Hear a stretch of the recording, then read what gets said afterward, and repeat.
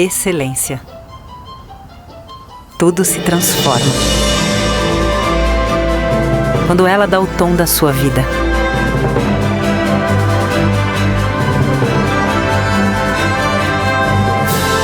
A excelência está em você. BTG Pactual. Dê um BTG na sua vida. Todos vivemos no mesmo mundo. Temos as mesmas esperanças e sonhos. Você sonha com um futuro que respeite o meio ambiente. Nós projetamos baterias de carros elétricos que duram mais. Criamos tecnologias catalíticas que ajudam a limpar o ar. E descobrimos maneiras de ajudar as cidades a usar menos energia. Continue a sonhar. Nós continuaremos a inovar. Por isso, somos otimistas com relação ao futuro. BASF, We Create Chemistry. A gente poderia passar, acho que a manhã inteira, a tarde inteira, vários dias aqui, porque nós temos mulheres brilhantes, mas como todas nós temos missões a cumprir, a gente vai ao longo do ano, como vocês tiveram a oportunidade de acompanhar nessa homenagem, vários momentos em que a gente vai contando com a agenda e com a disponibilidade de cada uma de vocês para estar conosco em momentos ao longo do ano. Hoje as nossas convidadas para representar esse dia e o que nós acreditamos e o que nós desejamos é a Marcela Rocha, que é a diretora executiva do Grupo JBS, a Sandra Chaio, da Hope, e a Ana Bogos, que assumiu a Nivea recentemente, uma empresa global com um desafio gigantesco. Então a gente tem 3 mulheres com papéis muito importantes em companhias grandes, com propósitos, com valores, e que vão compartilhar aqui com a gente um pouco da sua trajetória, dos desafios. E a nossa proposta de hoje, né, Aloysio, é que vocês participem dessa conversa. Então não vai ser uma palestra, mas sim um momento de troca. Então o Aloysio vai começar, vai abrir, eu vou participar também, mas a gente quer que vocês participem, nossa equipe está aqui com os microfones e a gente vai fazer disso uma grande troca. Eu acho que vai ser uma experiência bastante interessante para todas nós. Bom, obrigado, bem-vindos a todos. Eu vou pedir desculpa porque eu estou um pouco emocionado, sei que é meio estranho falar isso, mas é que eu não tinha visto esse vídeo, a versão final, e eu vi minha filha entre pessoas tão bacanas e eu fiquei pensando em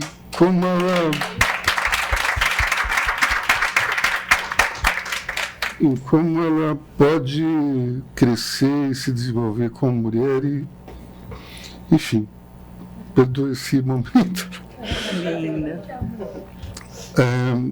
A gente está num lugar que foi idealizado por uma mulher, Filomena Matarazzo, e que dá o nome, inclusive, à maternidade original, mas o primeiro bebê que nasceu aqui foi uma menina.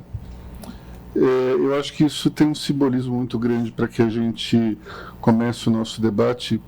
E, especialmente, eu queria chamar a atenção para um detalhe interessante. Quem foi em Joanesburgo, na África do Sul, deve ter ouvido falar de um bairro chamado que era onde a minoria negra ficava. E nós temos um aqui, ó. Todos os homens se juntaram no cantinho e agora, hoje, eles vão ver o que é ser minoria, né? Bom, vamos começar a nossa conversa. Eu acho que seria interessante, talvez, cada uma das 3 falar um pouco sobre a sua própria experiência e a gente vai depois tocando essa nossa conversa, esse nosso debate. Eu acho que poderia começar pela Marcela. Antes da gente iniciar o nosso evento, nós conversávamos ali atrás e ela me contou uma história muito interessante, que foi uma conversa dela com o filho. E eu acho que a gente poderia partir daí, porque eu acho que isso mostra muito uma mudança de mentalidade na nova geração e também como é que a gente pode construir um mundo melhor e mais igualitário. Então, Marcela, pode ser assim? Obrigada, pode sim. Vocês me ouvem bem? Acho que sim. Eu tenho um mais novo de 8 anos. Eu sou Marcela. Eu sou diretora executiva da JBS. Há 7 anos eu trabalho no grupo. Então, entre as minhas atribuições, cuidar da reputação da companhia, relações internacionais, porque é uma atividade muito regulada. Então, a gente precisa o tempo inteiro desenvolver acordos bilaterais entre países, entre companhias importadoras e exportadoras, e relações institucionais de maneira geral. Eu tenho um filho de 8 anos e educar um menino para a inclusão feminina sempre foi um desafio para mim. Eu sempre olhei para isso. Um dia eu estava no elevador e tinha uma mãe com uma menina exatamente da mesma idade que ele, mesmo tamanho, também com a mãe. Aí a gente apertou o botão do elevador, a gente chegou primeiro, elas chegaram depois, e aí eu segurei ele e falei, deixa elas entrarem primeiro. Aí ele fez assim. O elevador chegou no seu destino, abriu a porta, ele foi indo, eu segurei e falei, deixa elas saírem primeiro. Aí a mãe da menina vira pra mim e fala assim, tá vendo? Assim que é pra casar. Aí o meu filho, o Vicente, vira pra mim e fala, mãe, eu não consigo entender por que a gente tem que deixar as meninas fazerem tudo primeiro se a gente é igual. E aí bugou, né? Eu não sabia o que responder. Eu falei que, nossa, que incrível, mas ao mesmo tempo seja gentil, né? Assim, tá tudo bem ser gentil. E aí isso me fez pensar no a gente é igual, né? Na verdade, a gente não é igual e a gente não pode tratar como igual disparidades que vêm há séculos, né? E aí eu comecei a tentar explicar para ele, né, o sufrágio universal. Eu falei, cara, ele tem 8 anos, mas eu preciso explicar que antes as mulheres não podiam trabalhar, as mulheres não podiam votar, as mulheres não podiam se manifestar, e até hoje, a cada 3 minutos, uma mulher é vítima de violência. E aí, o desafio que a gente estava conversando é como transformar os nossos ambientes de trabalho em ambientes mais, não só igualitários, mas mais inclusivos. Então, a gente tem 250 mil colaboradores na folha de pagamento na JBS. São operações em todos os continentes, com culturas muito diferentes. Então, a gente está na Arábia Saudita, e eu tenho uma engenheira que toca uma fábrica na Arábia Saudita. Agora, a vida dela é muito complexa. Então, eu tenho que dar um tratamento naquela região muito diferente do tratamento que eu dou para as nossas fábricas em São Paulo, por exemplo. Mas, ainda assim, somos todos seres humanos. E a gente realizou que o nosso maior desafio não está em ser equânime na base das fábricas. Porque ser equânime na base é muito simples. A população é 50-50, né? É fácil você contratar mulher, é fácil você contratar homem. O grande desafio é no encorajamento. Então, a gente percebe que muito mais homens se candidatam a promoções do que mulheres. Muito mais homens levantam a mão para dizer, eu estou pronto para essa vaga, do que as mulheres. E a gente começou a tentar entender por quê. Por que a mulher se sente tão menor se ela tem exatamente a mesma qualificação? E a gente começou a investir em qualificação, para que essa mulher se sinta segura e para que ela se sinta encorajada a disputar essas posições de liderança. Então, a gente tem uma escola, hoje não, né, há 15 anos, majoritariamente com mulheres, as melhores notas são de mulheres, e a gente tem feito, as lideranças femininas têm feito um esforço adicional em levar encorajamento para essas mulheres, porque não pode ter a autolimitação, né? E isso é muito forte na mulher. Quando a Cris me ligou para falar, então, a gente votou lá no conselho, escolheu você. A primeira pergunta que eu te fiz, eu falei, mas por quê? Por quê? Porque a gente não acredita que a gente pode ser reconhecida pelo que a gente faz. Então, assim, acho que hoje, né, a importância de um evento como esse e tantos outros, né, no Dia Internacional da Mulher, eu diria que hoje é o encorajamento dessas jovens mulheres a não se limitarem, sabe? Fica um pouco isso. Eu acho que a Cris podia falar um pouco Tá ligado aqui? Eu acho que você podia falar um pouco, porque eu percebo isso quando você começa a procurar pessoas para dar depoimentos nos eventos, ou então para entrevista. A gente sente uma certa, você principalmente, né, que faz as abordagens, sente uma insegurança por parte das mulheres, não é? Sim, para nós é um desafio muito grande e eu até às vezes compartilho isso com a Sônia algumas vezes, com a Tieco. A gente, por incrível que pareça, a cada 10 convites que eu faço, a gente tem 9 aceites, por exemplo, de homens. E mulheres, para cada 10, quando eu consigo uma, é muito. E a gente apanha muito, né? Porque a gente tem esse desafio, a gente quer ter essa representatividade, só que é difícil. Às vezes, assim, eu peço ajuda, já pedi para Luísa, já pedi para várias pessoas daqui, porque tem vários fatores. Acho que tem um pouco desse fator de muitas vezes a pessoa pensar, mas por que eu? Será que eu vou realmente agregar? Vou contribuir? Então, existe um pouco dessa questão, mas eu acho que tem várias outras que nós, como mulheres, a gente tem que ter também uma empatia, né? Porque tem os desafios pessoais, equilibrar toda a agenda de trabalho com a de casa. Então, a gente entende que a mulher é multitarefas, mas eu acho que muitas vezes, sem perceber, eu acho que nós mulheres, até falo no plural, porque em algum momento eu talvez tenha também, de alguma maneira, negligenciado isso, mas muitas vezes a gente talvez se sabote sem perceber, sabe?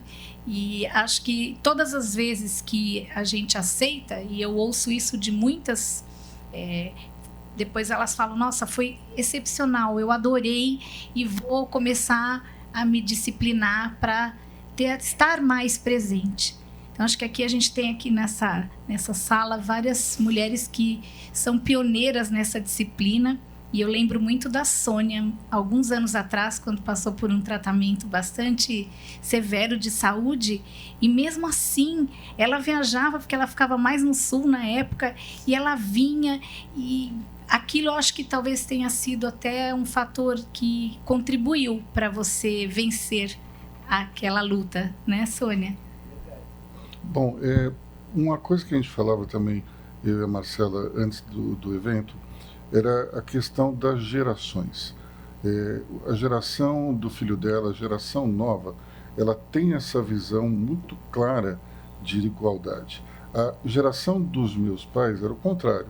O machismo e a misoginia, eles imperavam. Agora, eu faço parte de uma geração, e os nossos amigos ali em Soweto também, que estão exatamente ensanduichados entre essas duas, esses grupos etários. Então, nós tivemos que nos adaptar a uma nova situação, e é por isso que ainda tem alguns rescaldos, eu acho, desse machismo e dessa misoginia, até nas pessoas que são, digamos, mais conscientizadas.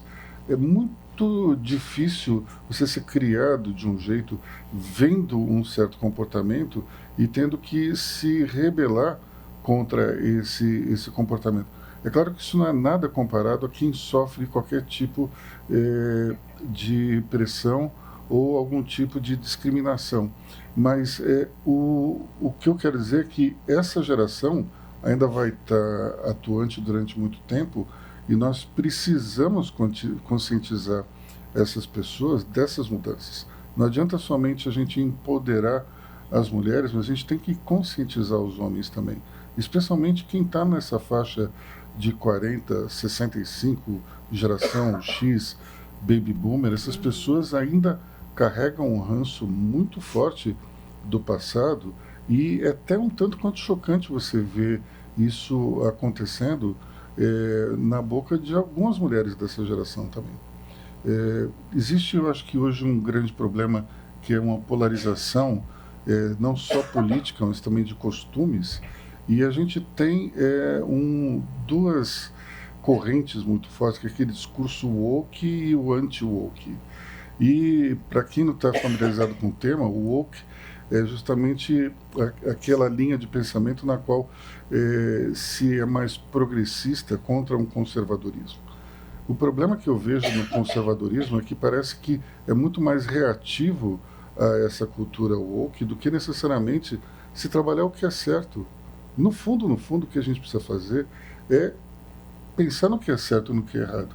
O que é certo é respeitar as diferenças, mas procurar uma igualdade. Então, se isso está certo, não importa o conservadorismo ou o progressismo. Acho que o importante, no fundo, é a gente encontrar um meio termo, um momento, um local onde os dois grupos, ou 3, ou 4, 5, porque hoje em dia as coisas não estão mais simples como eram no passado, mas nós precisamos encontrar um lugar onde todos se entendam, ou pelo menos procurem se entender, né? Mas dentro desse contexto todo, você tem percebido que os seus filhos, eles conseguem entender mais essas diferenças, apoiar mais as meninas da idade deles? Como é que é? Ah, sim, com certeza. Com certeza. Inclusive me ensinam a fazer isso, né? Assim, porque eu também sou machista. Em várias pequenas situações, assim. E a hora que você transporta para o ambiente de trabalho, eu trabalho em indústria. Então, eu sou mararinha azul, né? Assim, nossa, então tem muito homem, tem muito engenheiro, tem muito... mas eu nunca vivi situações em que eu me sentisse oprimida pelo ambiente onde eu trabalho. Geralmente é o ambiente fora de onde eu trabalho. Então, nossa, mas ela é muito nova. Ai, mas mulher fazendo isso? Ai, nossa, eu não vou trabalhar para ela. Olha só, ela é mulher, ela é nova. Já ouvi isso. Então, e muito do jeito de encarar esse tipo de situação e a leveza com que eu tentei encarar esse tipo de situação, eu aprendi com as crianças, assim, porque para eles não tá fazendo muita diferença, né? E as escolas e a gente em casa, a hora que você vê, né, um pai, uma mãe, os dois se tratando de forma respeitosa, independentemente da atividade, né? Seja uma atividade doméstica, seja uma atividade fora de casa, o respeito à importância do outro e ao lugar do outro faz com que a gente seja visto como igual. Então, acho que é um pouco isso. Você não acha que nos anos 80, 90, até 10 anos atrás, a mulher, para ter sucesso, ela tinha que se masculinizar e esse estigma acabou? Eu passei por isso.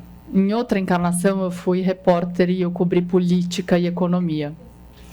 E eu vivia em Brasília. Ninguém é perfeito, né? Mas... Pois é. Pois é. E além de tudo, sou corintiana. Então, é um agravante, assim, eu sei. E aí, gostei, tá vendo? E aí, o que acontecia muito é que eu morria de medo. Eu tinha 23 anos. Eu morria de medo. Porque de perceberem que eu era mulher. Começava aí. E aí eu menti a minha idade dos 20 até os 30, mais ou menos. Bom, você querer ser machista, mas ela é a única mulher que mente a idade pra cima, né? Não, mas é porque eu morria de medo das pessoas se recusarem a falar comigo porque me achavam, não, deve ser estagiária. E eu não era estagiário, eu estava ali trabalhando. E aí eu me masculinizava, me envelhecia. Hoje eu me visto de forma mais jovem do que eu me vestia quando eu tinha 20 anos. E quando eu fiz 30 anos, ninguém acreditou. Ah, não, você está com 40, você está tendo 30 anos a 10, você está fazendo 40, não é possível. Eu vi isso do Serra. 30 anos, Marcela. Você está louca, você está fazendo 30 a 10. Mas... tinha essa necessidade, entendeu? Até hoje, tá? Então, eu cheguei numa reunião com uma pessoa que eu não vou falar quem é, foi uma pessoa do meu time, que deve ter ele deve estar com quase 60. Contratei um cara muito bom, sensacional. Coloquei ele, aí a pessoa entrou na sala de reunião e sentou na frente do cara do meu time e bateu um mau papo e fez a reunião com o cara. E eu fiquei ali olhando. Aí eu falo assim, olha pra mim, por favor. Agora eu aprendi. Eu tô falando com você também. Agora eu aprendi. Como se a Luísa precisasse chamar atenção. Pois é. Aí, o que eu fiz? Eu fiquei em silêncio e celebrei a minha contratação. Porque o sujeito lá, pelas tantas, o cara que trabalha comigo, ele virou e falou assim, não, porque a minha chefe pensa o oposto do que o senhor está falando. O sujeito do outro lado fez assim, opa, não, então vamos seguir aqui. Mudou, o cara não sabia onde enfiar a cara, ficou morrendo de vergonha porque ele percebeu o preconceito. E eu, assim, sorri, né? Eu falei, dei risada, eu falei, não, tá tudo bem, isso acontece com frequência, muito mais do que eu gostaria, mas acontece mesmo. Então, mas sim, no começo eu me masculinizei e me escondi muito. Eu usava a roupa da minha mãe, com o blazer do meu pai, olha isso. Olha, e você também teve esse momento masculinização? Eu acho que sim, a Luísa, não só a masculinização, mas passar essa imagem de mais velha, mais madura. E eu tinha um coaching desde o início, assim, 23, 25 anos, estava na Nestlé, e ele falava para mim que eu parecia muito jovem e eu tenho o cabelo super crespo, super crespo. E eu era super informal e eu já assumi uma área na Nestlé muito grande com 25 anos. Todos eram mais velhos, homens. Eu era a única mulher na área comercial da Nestlé. E uma vez esse coaching falou para mim, olha, se você puder parecer um pouquinho mais formal, ia ajudar muito para você conquistar o espaço junto com eles. E na época eu aceitei. E eu fui lá e alisei o cabelo, comprei terninhos e tudo mais. E hoje eu olho isso, eu penso isso. Hoje eu... Não é?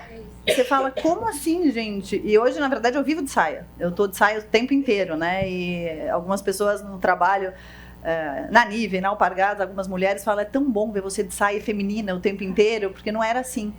Então, eu acho que hoje eu tenho um orgulho muito mais de ser mulher e poder estar representando todas as mulheres, né, nesses lugares onde eu trabalho, onde eu estou liderando. Então, eu olho para trás e me dá pena. Eu falo, que vergonha que eu fiz isso, né? Mas eu passei por isso também. Eu queria que a Cris falasse para vocês uma experiência que ela teve com a Red Hunter, e era uma mulher, Red Hunter, né? Que adorou a entrevista, achou muito competente, mas... Então, eu não tinha procurado, eu estava trabalhando e eu recebi um convite para ir a uma empresa multinacional imensa e eu não estava procurando nada, nunca tinha ido a um Red Hunter, então eu fiquei até tensa, né? Como que vai ser isso, o que será? Bom, fui e eu, ao contrário da Ana e da Marcela, como eu comecei a trabalhar numa empresa familiar, era uma editora e eram títulos de decoração, de gastronomia, e era uma empresa familiar. Então, eu fui muito eu. Eu sempre gostei de me arrumar. Então, eu me vestia como eu me sentia bem. E era um mercado um pouco mais descontraído, né? Arquitetura, decoração. Então, eu era exatamente eu, muito feminina e do meu jeito. Fui a Red Hunter, obviamente vestida adequadamente, mas arrumada, como eu estou aqui hoje, com a unha pintada, com alguma cor, não lembro qual. E ela me entrevistou, era uma senhora na época de uns 45, 46 anos, eu tinha acho que 25, e ela me entrevistou, adorou, falou que eu tinha sido recomendada pelo CEO da empresa, que era o desejo dele de me contratar, só que por questões de policy da companhia multinacional, teria que passar por um momento daquele com ela. E aí ela falou, olha, eu não vou indicar você, porque você é muito bonita, você se veste muito chamativa, sua unha colorida, e você não pode chamar mais atenção do que a empresa. Então você vai chamar muito atenção, mais do que a própria empresa. Então você não é a minha escolha, e eu vou avisá-lo que por mim você não vai ser contratada. Aí eu fiquei em choque, porque eu não queria nada, né? Eu falei, nossa senhora, eu falei, então eu tenho que... Eu pensei, né? Daí eu voltei, comentei com a Luísa, aí ele falou assim, bom, então, só para resumir, ela está sugerindo que para você ter a opção, né, a oportunidade, você precisa ficar feia, mal vestida, você tem que se tornar uma pessoa que você não é. Então, existe o contrário, né? E existe isso vindo de uma mulher, que choca, né? Porque a gente fala muito da questão de como os homens lidam com a entrada da mulher na liderança. Mas eu recebi isso de uma mulher. E aí, só para fechar o assunto, ela indicou a outra pessoa, que era um homem, e depois de 5 meses ele foi demitido e o CEO falou para a empresa, para a matriz, eu vou contratar quem eu queria, que a gente teria evitado essa etapa. E aí você vê como um preconceito pode atrapalhar uma situação, né? Claro. Sandra, esse é o tipo de coisa que você não teve que enfrentar porque você estava dentro do ambiente de uma empresa familiar. Mas, ao mesmo tempo, sendo filha do dono, você teve que também se provar junto à estrutura da companhia. Como é que foi esse processo? Com certeza. Não, primeiro, muito obrigada pelo convite. É um prazer estar aqui com vocês. Tantas mulheres incríveis, homens também. E eu, enquanto mulher brasileira e judia, me sinto realmente privilegiada de poder estar aqui nesse ambiente. Eu ia falar que eu deveria ser a única mulher judia aqui, mas eu já encontrei uma, 2. E isso é importante, porque a gente é Põe uma o microfone mais imensa perto. minoria. Caiu aqui. Melhorou. Somos uma minoria, mas uma minoria que causa um impacto muito importante na sociedade. E eu sou a 2ª geração de uma empresa familiar, uma empresa focada em produtos femininos, que é a Hope, e foi fundada por um homem imigrante, um judeu libanês, e a cultura árabe, como a Marcela falou, né, uma cultura extremamente machista, diferente da nossa aqui do Brasil, com outros tipos de preconceitos mais primitivos ainda. Mas meu pai sempre foi uma pessoa muito à frente do tempo dele, muito visionário. Ele faria 88 anos semana que vem. E mesmo assim ele não enxergava a mulher como algo inferior. E ainda bem, porque ele teve 3 filhas. E tanto quando ele resolveu empreender, ele empreendeu com um produto 100% feminino, né, que é a moda íntima feminina. E ele teve 3 filhas e educou essas 3 filhas para serem o que elas quisessem e ocupassem o lugar que elas quisessem. Isso é muito inusitado, tá, para a cultura dele. Para a gente pode parecer normal. E eu nunca fui criada, nem minhas irmãs, a sucederem ele na empresa da família. Esse era um caminho muito fácil, muito óbvio. Ele estimulava a gente a procurar fora para a gente se sentir realizada tanto quanto ele se sentiu realizado, porque ele migrou para o Brasil com muito poucas condições. Ele fez um negócio multimilionário do zero. A empresa era uma empresa muito bem sucedida e ele tinha esse medo de que a gente não realizasse nada na vida, né? E isso para ele era importante e para mim também. Tanto que eu comecei a minha carreira buscando outros caminhos, né? Na arquitetura, na decoração, inclusive, Cris. Mas no momento de dificuldade da empresa, eu decidi entrar para ver se eu poderia ajudá-lo de alguma maneira. Bom, entrei, me apaixonei pelo negócio, que já tinha uma ligação emocional muito forte, e comecei a atuar na empresa. E hoje, olhando para trás, eu vejo que o que eu consegui, meu principal mérito, é entrar numa empresa de muito sucesso, muito conhecida, e elevar ela à potência máxima. Ainda não máxima, porque ainda tem muito a crescer, mas a fazer crescer, a prosperar ainda mais. E nesse caminho eu tive sim vários desafios, não muito nesse lugar de fala da mulher, porque eu tive esse pai visionário, esse mentor visionário, esse homem visionário liderando os negócios, mas também porque a cultura da empresa era muito favorável às mulheres.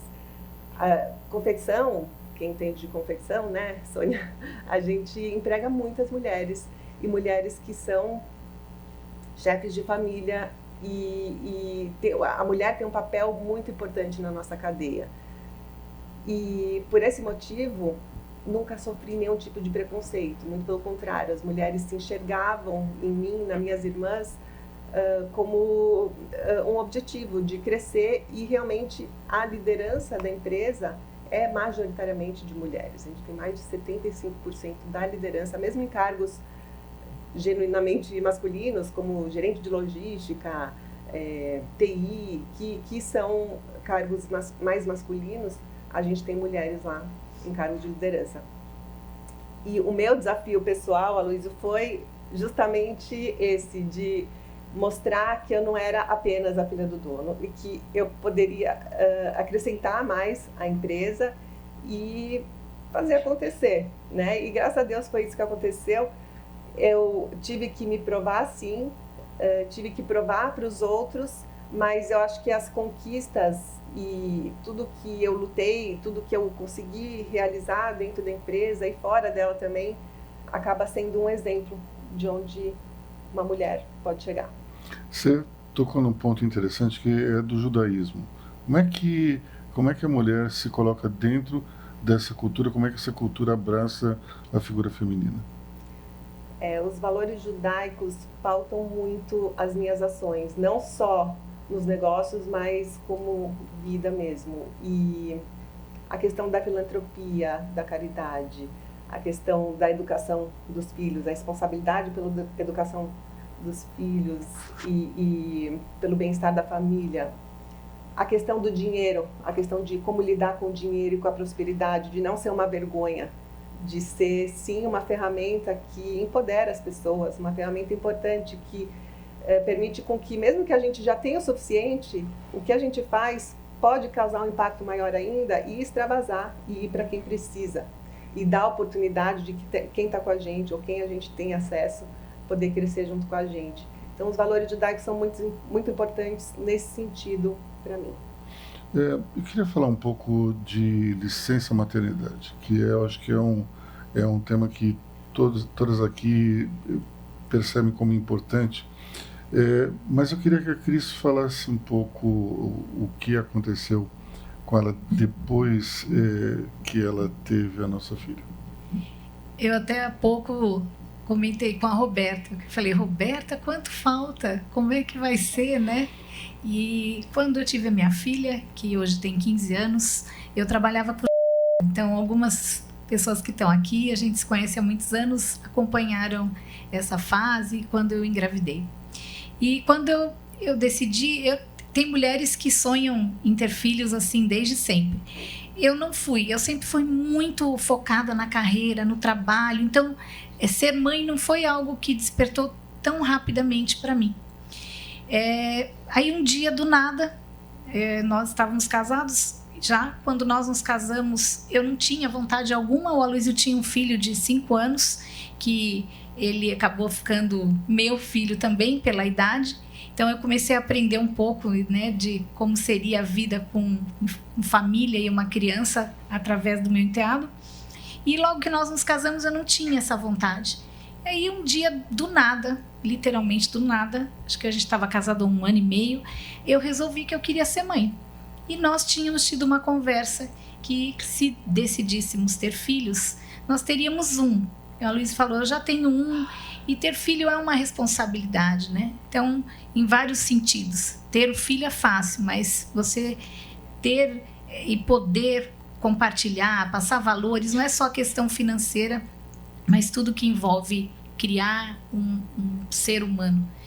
E aí resolvi que eu queria ser mãe e engravidei. Cheguei lá na sala do... Eu era diretora comercial, então eu passava mais tempo na sala, ou eu estava em cliente ou eu estava na sala dele. E aí ele foi a primeira pessoa que eu fui contar. Aí, obviamente, ele me cumprimentou e a primeira pergunta que ele me fez: Cris, você vai querer sair de licença maternidade? Aí eu falei, vou. eu vou me dar esse direito, porque eu vou ter uma única filha, né? E eu quero ter essa experiência. Eu demorei para querer. Eu vou continuar a trabalhar. O trabalho é a coisa mais importante da minha vida, mas eu quero ter essa oportunidade de ficar um tempo em casa. E aí ele respirou fundo ali. Aquilo para ele foi meio que ninguém tirava, eu não sabia. Aí eu fui descobrir que nunca ninguém tinha saído de licença.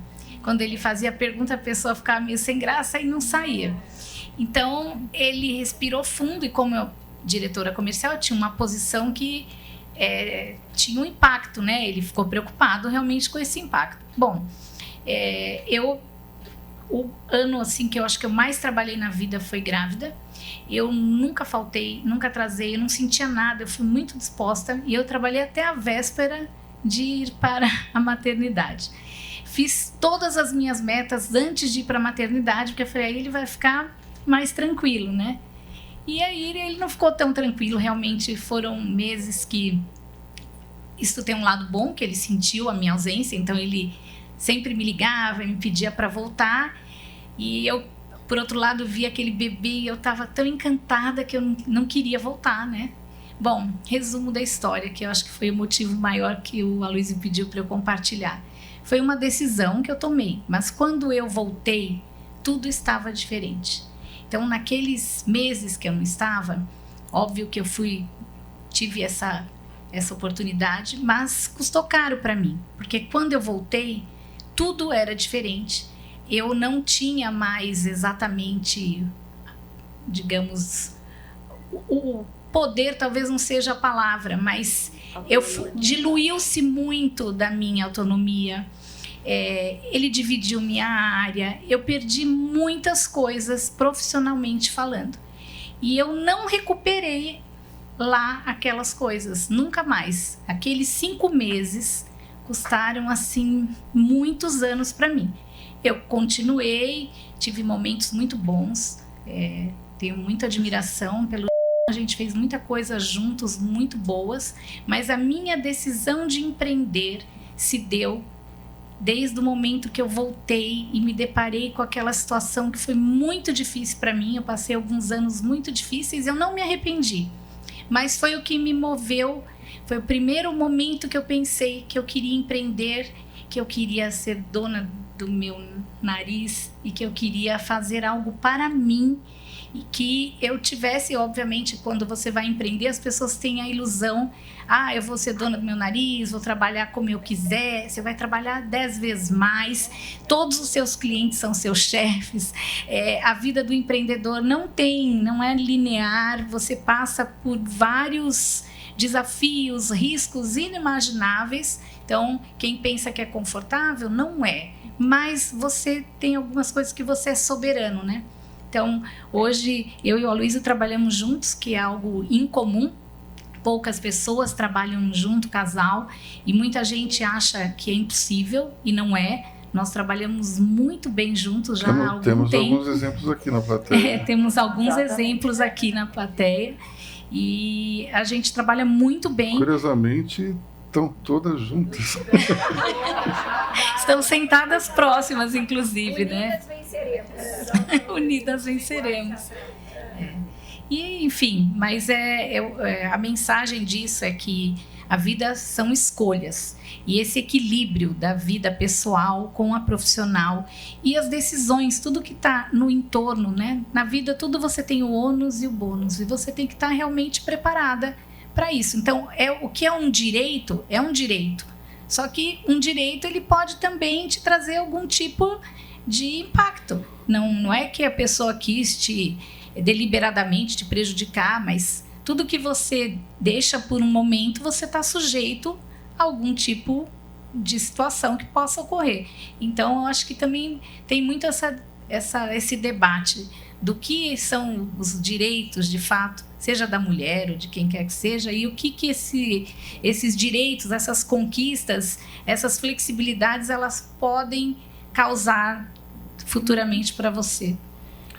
Marcela, você tem alguma lembrança específica da licença maternidade? Ai, vou ser bem sincera, não vi a hora de voltar para trabalhar. Juro por Deus. Porque eu amei ser, óbvio, eu amo ser mãe, mas eu comecei a ficar, sabe, com vontade de trabalhar, mas eu vou pular no assunto, porque hoje a gente deve ter umas 15 mil grávidas. É tudo em escala, né? Assim, então são 15 mil grávidas. E a segurança que você tem que dar para elas também é diferente em cada país. Nos Estados Unidos são 6 semanas. No Brasil são os 4 meses, e aí a gente pega também, soma umas férias e tal, né? Vai indo. Agora, você vê, né? Licença maternidade nos Estados Unidos virou diferencial competitivo de contratação. Estados Unidos vive uma crise de força de trabalho enorme, e licença maternidade virou diferencial competitivo para atrair talento, entendeu? No Brasil, isso está começando a acontecer também. Extensão de licença maternidade, inclusive para o pai, porque a gente trabalha muito com a percepção, não, a mãe precisa cuidar, a mãe precisa... Em algumas empresas, a licença maternidade também se estende para o pai. Então, eu acho que cada vez mais, e no Brasil a gente já está vivendo uma questão de falta de força de trabalho e falta de força de trabalho qualificada, então você vai para uma área um pouco diferente, mas que a gente também precisa muito, programação. É super complexo você encontrar jovens dispostos a trabalhar na programação fora do home office. Entende? É super complicado. Super, assim, a gente já tá quase desistindo. Tá bom, trabalho em casa, tá tudo certo. Mas, assim, a gente precisa ter um olhar um pouco mais moderno pro exercício da maternidade e da paternidade, não com esse viés do quem cuida é a mãe, sabe? É um pouco isso. Até porque o pai lá em casa acorda no meio da noite também, entendeu? Esse eu acho que é um ponto importantíssimo. Aquilo que eu falava em termos de conscientização, isso tem alguns pontos que são muito importantes, né? A paternidade, ela precisa ser exercida não somente do lado bom, tem que ser também do lado da obrigação, do dever. Tem um lado complicado que eu acho que tem muito a ver com o lado empresarial. Todo mundo quer estar do lado, digamos, da estratégia, de pensar as coisas, e poucas pessoas, de fato, querem estar do lado, pelo menos espontaneamente, de quem põe a mão na massa, de quem vai tocar. Então, entre um casal, é muito assim, o homem quer ser o estrategista, ele quer pensar em como é que as coisas vão andar, e quem vai, de fato, executar é a mulher, mas isso não está certo, até porque a mulher também tem uma capacidade de enxergar estratégia, no caso da educação, muito melhor do que o homem. Então, esse diálogo ele é difícil, porque ele acaba sendo uma negociação que lida com alguns valores que estão arraigados dentro do ser humano. Isso é bem complicado, mas eu acho que com um bom diálogo as coisas funcionam. Quando você falou que estava querendo voltar para o trabalho, isso me lembrou um estereótipo que as pessoas dizem, que a mulher, quando ela dá certo dentro do ambiente de trabalho, é porque ela é uma workaholic. Bossy. Bossy também é um super termo. Também, mas bossy é uma coisa meio pejorativa. Claro. Mas assim, o workaholic é uma coisa que eu acho que... Vamos falar, não, mas é porque ela também só pensa em trabalhar. Só trabalha. Isso aconteceu com você? Deixa eu falar da maternidade, depois vou te responder essa pergunta. Na verdade, esse ano eu estou fazendo 30 anos de carteira assinada, né? E o Rafa, meu único filho, tem 12 anos. Os outros 18, acho que durante 13 anos eu tentei ter um filho. E demorou muito para eu conseguir ser mãe. Então, eu acho que, olhando para trás e como eu vivi esse processo de querer ser mãe e o presente que foi quando eu consegui engravidar do Rafa, eu me joguei no trabalho e conecto um pouco com o workaholic porque não davam certos as minhas tentativas de gravidez. E o médico falava, não sei se você vai poder ser mãe. E eu falava, a única coisa que está então no meu controle é o trabalho. Então, eu trabalhei em grandes multinacionais, trabalhei no HSBC quase 10 anos, depois na Nestlé 7 anos, na Kimberly 11 anos. E aí agora nesses últimos 4 anos e meio no RAP e na Alpargatas, e agora eu volto para uma grande multinacional a nível. E eu acho que as grandes corporações, não é por mau juízo que fazem isso, óbvio, mas uma jovem que quer crescer, que tem coragem, tem ambição, e entrega ali porque está sob controle, entre aspas, flui e surfa a onda dessas grandes corporações. Eu acho que eu sou o resultado de ter sido uma workaholic muito, durante 15 anos que eu fiquei tentando ser mãe e não consegui. Só que aí nasceu o Rafa. E quando eu consegui engravidar do Rafa, eu era diretora de uma divisão de negócios na Kimberly-Clark, e eu pedi para o meu chefe na época, falei, será que eu posso não ser expatriada agora? Porque no plano era, você precisa ser expatriada. Eu estava no plano para assumir a África do Sul, minha primeira posição de presidente. E eu consegui engravidar, eu falei, posso te pedir para não ser agora? A gente pode postergar isso? E aí ele falou, olha, podemos, mas eu não posso te garantir que depois que você voltar de licença maternidade, você vai ter a mesma oportunidade. E eu fui conversar com 2 headhunters também muito amigos, e um deles falou, Ana, você vai destruir a sua carreira se você for mãe e for para uma área funcional. É muito difícil explicar uma mulher que teve uma carreira comercial e de marketing como a tua, é mãe e daí depois vai para uma área funcional. E eu tomei a decisão de ser diretora de recursos humanos, depois de ser mãe. Eu tomei a posição de diretora de recursos humanos da Kimberly-Clark e fiquei 2 anos. E foi um presente na minha vida, óbvio, você não ter aquela meta todo mês, de curto prazo e tudo mais, estar numa área funcional. Mas eu acho que o tema da característica da mulher, de ter coragem, junto com ser aplicada, porque para a gente estar aqui onde nós estamos, eu tenho certeza, todas vocês foram super aplicadas, né? E a gente vai lá, e a gente estuda, a gente entra no detalhe de... Então, eu acho que essa dinâmica da coragem com ser aplicada faz a gente um pouco workaholic, mas a partir do momento que a gente é mãe e tem um serzinho dependendo da gente dentro de casa, eu falei para a Cris, eu preciso sair hoje às 11h45, porque meu filho chega da escola sozinho, o pai, que é um cara incrível, que está em casa hoje me ajudando a equilibrar esses pratos, eu sou muito, assim... orgulhosa da decisão que ele tomou e dele me ajudar, de estar em casa me ajudando a tudo isso, estar viajando. Eu falei para Cris, eu preciso ir porque é prioridade, ele vai chegar em casa sozinho, eu quero estar lá em casa com ele, o pai não está e a minha assistente de casa está com dengue. Então eu falei, eu preciso estar lá com ele. Mas eu acho que depois que nós nos tornamos mães, é mais consciente a decisão. E não existe equilíbrio, né, Luiz? Essa coisa, a gente tem uma vida equilibrada, minha vida é completamente desequilibrada. Mas tem momentos de priorizar um tema, momentos de priorizar o outro, e saber que tem renúncias. Não existe equilíbrio, existem renúncias no momento importante para cada coisa. Então, eu acho que hoje eu vivo a maturidade de aceitar as renúncias, né, sabendo que em alguns momentos eu tenho que ser workaholic, eu estou começando agora na Beiersdorf e Nivea. Então, estou no momento, ontem me perguntaram, como está a tua vida? Eu falei, está intensa, porque é o início de uma jornada. Eu quero me aplicar, eu quero conhecer, eu quero entrar no detalhe. Mas eu vou ter lá na frente um momento que eu vou escolher estar mais fazendo meu esporte, estar em casa um pouco mais cedo. Mas são escolhas com renúncias. Eu acho que essa é a maturidade que a gente tem que buscar como mulher, né? Essa questão de ter as escolhas, renúncias, sempre aparece naquele momento em que a pessoa parece que faz tudo, né? E olhando a rede social da Sandra, parece que ela faz tudo mesmo, ao mesmo tempo. Como é que você consegue conciliar tanta coisa?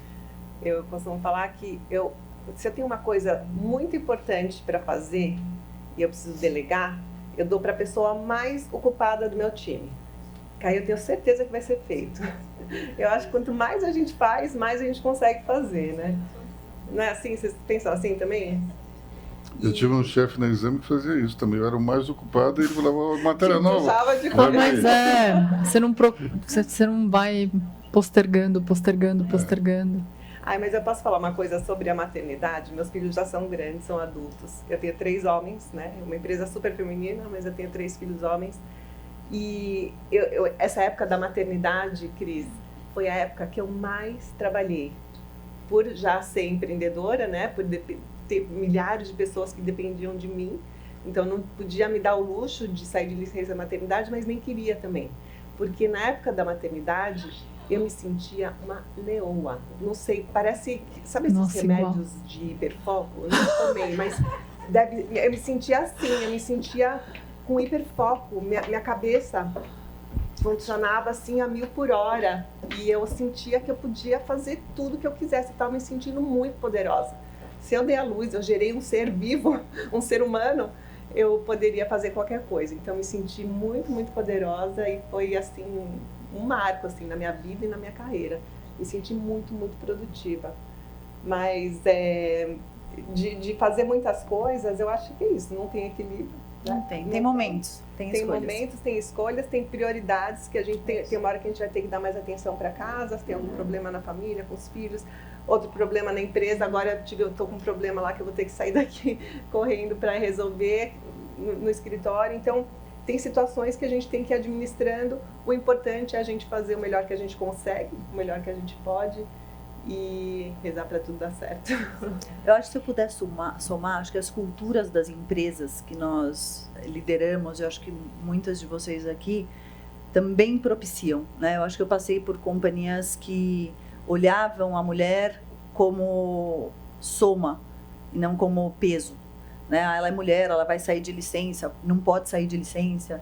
Acho que é uma pergunta que eu tenho feito sempre nas empresas quando eu converso com as pessoas. Quantos meses de licença maternidade tem? O homem tem licença maternidade? Um dos pontos que somou muito na Nívea, os homens têm 45 dias de licença maternidade.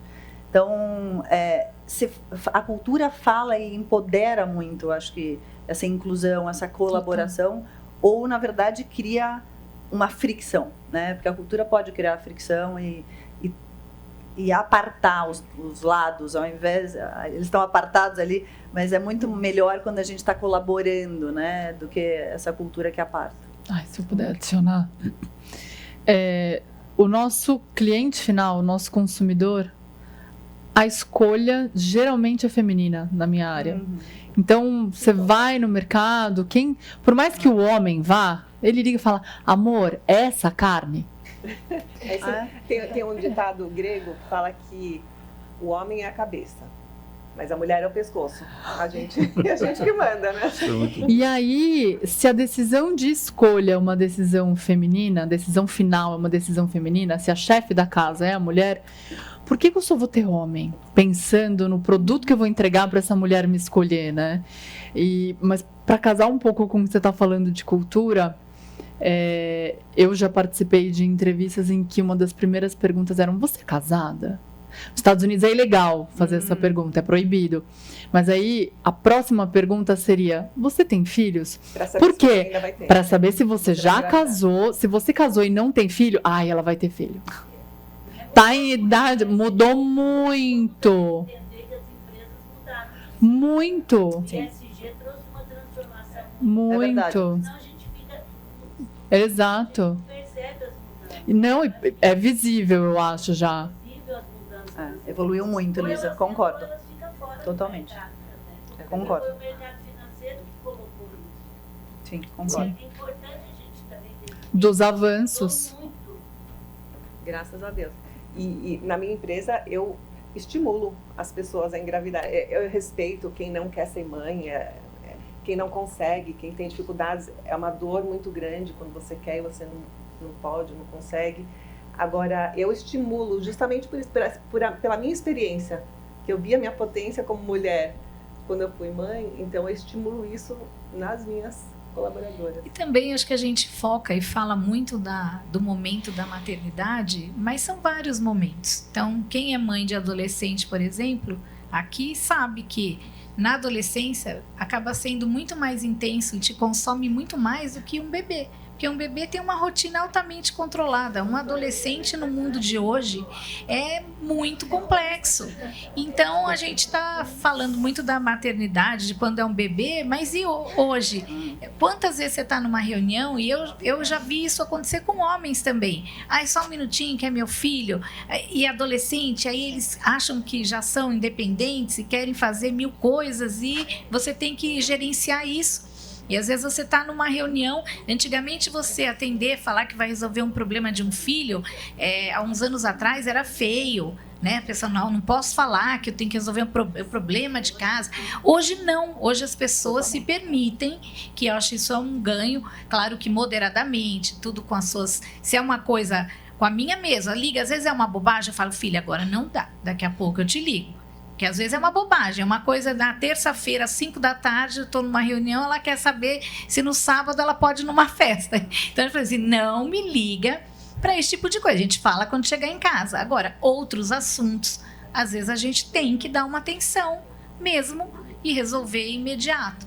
Agora, a gente fala muito da questão também das grandes empresas, que têm mais culturas para o bem e para o mal, mas no caso dos empreendedores, você, no fundo, Luísa, tantas empreendedoras aqui podem assinar embaixo do que eu estou falando. O empreendedor não tem dia, não tem hora para dormir, para acordar, não existe o sábado ou o domingo. Por quê? Você tem que ser a cabeça e pensar o tempo todo no negócio. Então, muitas vezes a gente chega em casa, a gente jantou e 11 horas da noite surge uma situação, a gente vai falar. Se tem no fim de semana e tem uma situação, a gente vai resolver. Então, a vida do empreendedor não tem pausa. É o que eu falo. Graças a Deus, eu acho que isso eu agradeço todo dia, que nós dois, a gente nunca fica doente.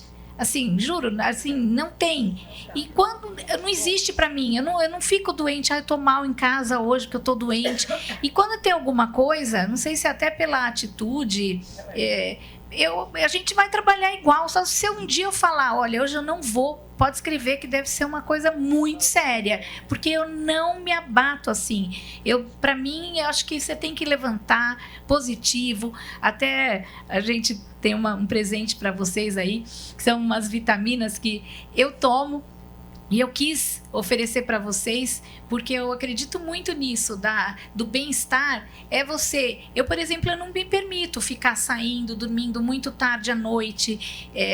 Não, porque para mim faz diferença no outro dia. O Aloysio que escreve mais ainda. Então, de segunda a quinta, principalmente, a gente tem uma rotina de muito trabalho, pouca diversão. A gente vai dormir cedo, até porque 6 da manhã tá todo mundo em pé, 6h30, 6:45, levando o filho na escola, 6h15, às vezes ele tá entrando ao vivo na rádio. Então, não dá. Então, o lazer nosso é no final de semana, o tempo maior com os filhos, os prazeres, que até nós falamos disso outro dia, né? Que eu acho que tem pessoas que acham que é um lazer sair, jantar, dormir tarde, muitas festas, que isso é agradável porque é algo do prazer pessoal.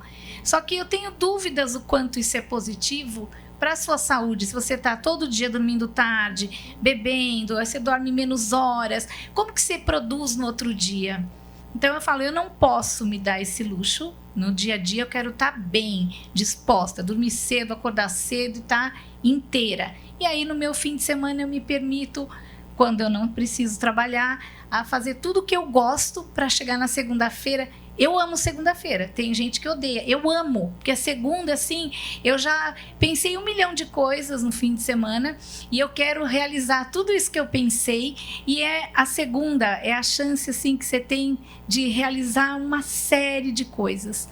Então, para mim, a segunda é um dia esplendoroso, que é onde eu começo e torço para chegar sexta-feira e ter conseguido realizar tudo aquilo que eu planejei para minha semana. Essa questão da segunda é uma coisa incrível, né? E eu também tenho uma certa raiva daquele pessoal que volta arrastando o pé do almoço. Sabe aquela coisa, tipo, parece que eles estão indo para o cadafalso. Parece que o trabalho é uma tortura. Não, muda de emprego, pessoal. Troca, né? Não dá uma coisa dessa. Eu queria juntar 2 coisas aqui que foram faladas.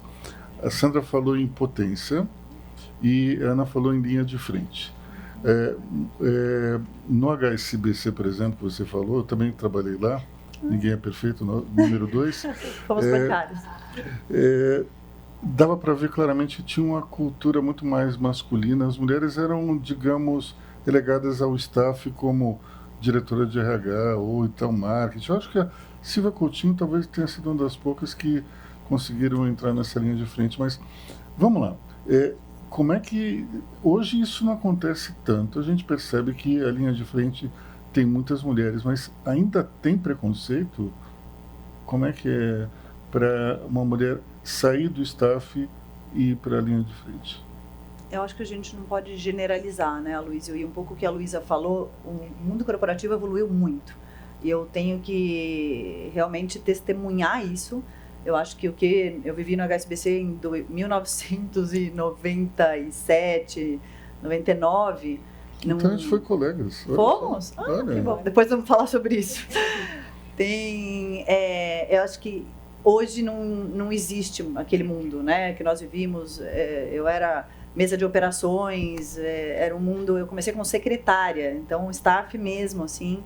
Mas eu acho que o mundo corporativo evoluiu muito. Não podemos generalizar. Eu acho que onde eu vivi, eu tive muito privilégio. As companhias que eu passei, que não vi esse preconceito, muito pelo contrário, né? Então, na Nivea hoje a gente tem 70% do meu board mulheres.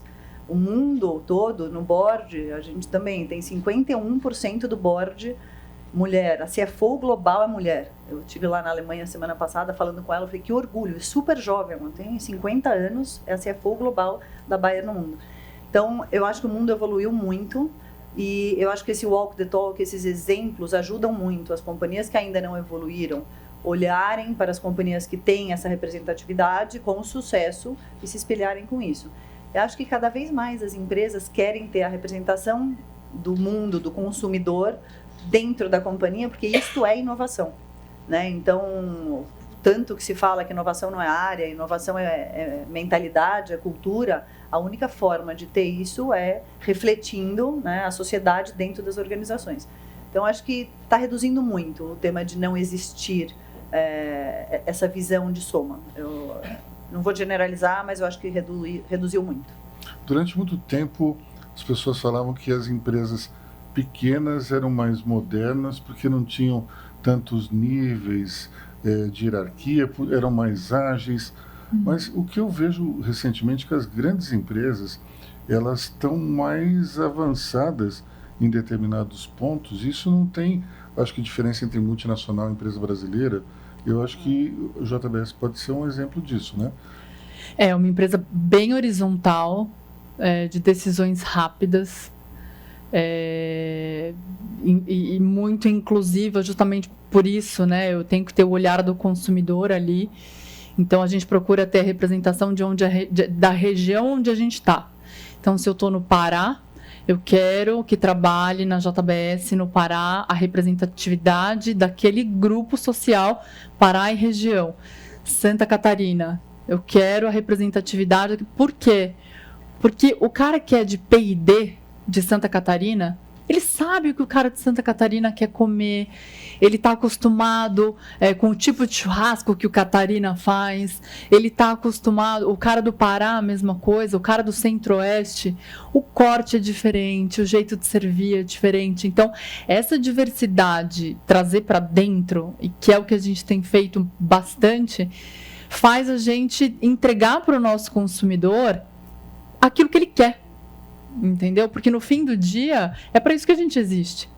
É para eu entregar para o consumidor o produto que ele gosta, do jeito que ele quer, o mais fácil possível.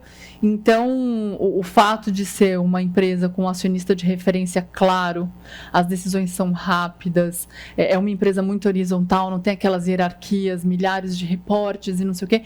Então, é simples, entendeu? É uma empresa super simples, ágil, apesar de ser grande, porque a ideia que a gente faz é, nossa, aquele negócio lento, antigo, mas não é. Quando você observa da porta para dentro, a cultura da empresa é uma empresa simples, totalmente desburocratizada, e que privilegia muito ter o olhar do consumidor para dentro. Eu preciso entender esse cara, então eu preciso ser esse cara. Né? Acho que é um pouco... Sandra, também tem isso na Hope, esse olhar regionalizado. A mulher do Sul é diferente da do Norte, Nordeste. A gente consegue enxergar também essas mudanças? Em hábitos de consumo, isso não é tão relevante, mas eu gostei muito de algo que a Marcela falou, que é da diversidade. A gente preza muito pela diversidade, porque... Eu acho que toda unanimidade é burra, né? E não só na questão de gênero, né? Eu estava até contando aqui na entrevista que a gente fez, que em 2017 a gente fez uma campanha publicitária, sempre inova, né? Em marketing e campanhas, e isso lá desde os anos 80, mas Em 2017, a gente contratou uma mulher trans para fazer uma campanha de um lançamento, né, de uma lingerie bonita que a gente estava lançando. Não contratamos porque ela era trans, mas acabou gerando um barulho aí, tanto que depois eu fui descobrir que foi a primeira campanha de lingerie de uma mulher trans no mundo. Nunca nenhuma outra marca de moda íntima no mundo tinha feito uma campanha com uma mulher trans. E aí, depois, essa mesma modelo, inclusive, foi contratada pela Victoria's Secret, logo, alguns meses depois. E eu fui fazer um trabalho interno, que a gente faz um censo na nossa fábrica, e eu fui ver no nosso censo que a população trans dentro da nossa fábrica ela é muito maior do que o padrão de mercado. E aí eu percebi que quando você tem um valor que é genuíno, né, no caso aqui a diversidade, a inclusão, é tudo que é verdadeiro e tudo que é belo é de dentro para fora, né? Então, quando tem um valor que é genuíno, ele é mostrado para fora de uma maneira autêntica e ele não causa nenhum trauma, nenhuma estranheza, é muito natural. E isso se aplica a tudo, a pensamento político, né? Imagina, tem empresas que discriminam, dependendo, se você, ainda mais no mundo polarizado que a gente vive hoje. E eu sempre prezei muito, eu não, né? É parte da nossa cultura prezar pela diversidade de opinião, de tipo físico, de etarismo, de etnia. Enfim, eu acho que a diversidade ela é muito importante para todas as organizações. E na nossa não é diferente. Ana, por que as mulheres são menos preconceituosas que os homens, na tua opinião? Eu acredito que a mulher tem muita empatia, né? Nós nascemos com, acho que, essa característica, né? Com mais facilidade. Eu vejo meu filho, é muito difícil ensinar ele a empatia, o que é empatia, se coloca no lugar do outro.